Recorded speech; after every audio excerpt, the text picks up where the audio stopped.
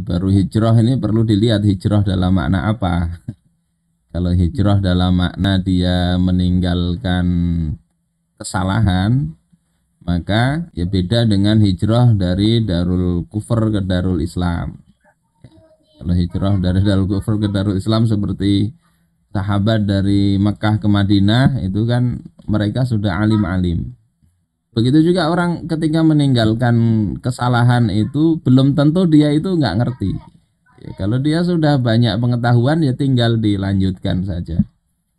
Jadi ibarat orang itu berpindah, ya, pindah kelas, pindah sekolah. Ya dilihat dia dulu itu di kelas berapa.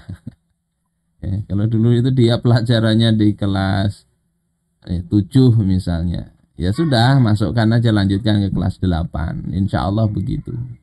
Tapi kalau dia itu awalnya belum sekolah, ya dia harus dari awal dong.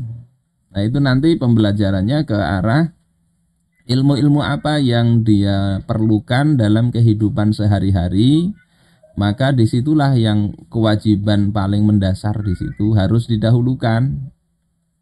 Dia tiap hari wajib sholat, maka dia harus ngerti itu hukum-hukum sholat.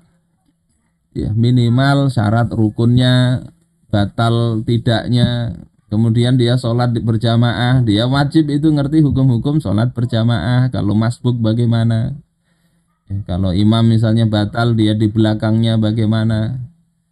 Kalau misalnya dia sholat sendirian, kemudian ada orang iqomat ya, membentuk jamaah bagaimana, dan seterusnya, itu harus ngerti itu. Terus dia bepergian, nanti ada hukum-hukum sholat di perjalanan, itu harus ngerti. Itu baru sholat. Kemudian dia juga berjual beli, ya, maka juga harus ngerti itu hukum tentang jual beli. Dia makan, harus ngerti hukum tentang makanan halal haram.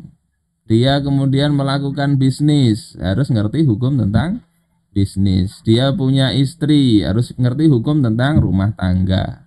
Ya, dia punya anak, ya, harus ngerti hukum tentang abonah misalnya. Oh, dia bercerai, harus ngerti hukum tentang talak. Mau naik haji, belajar haji. Oh, mau nikah lagi misalnya. Oh, harus ngerti hukum-hukum tentang pembagian giliran dan nafkah. Ya.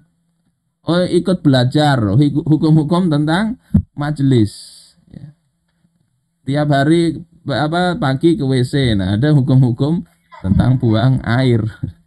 Pendek kata begitulah, banyak sekali insinya, tapi sebetulnya sederhana. Sederhana itu ya tadi, kalau mau melakukan sesuatu, kaji dulu. Kaji. Bagaimana hukum-hukumnya, bagaimana melakukannya, pandangan Islam begitu. Kalau belum tahu, tunda dulu itu dilakukan. Jadi intinya sebelum berbuat harus tahu hukum syaranya dulu ya Ustaz ya. Nggih, Jadi jangan begitu. sampai Nggih. berbuat tapi tidak tahu hukumnya.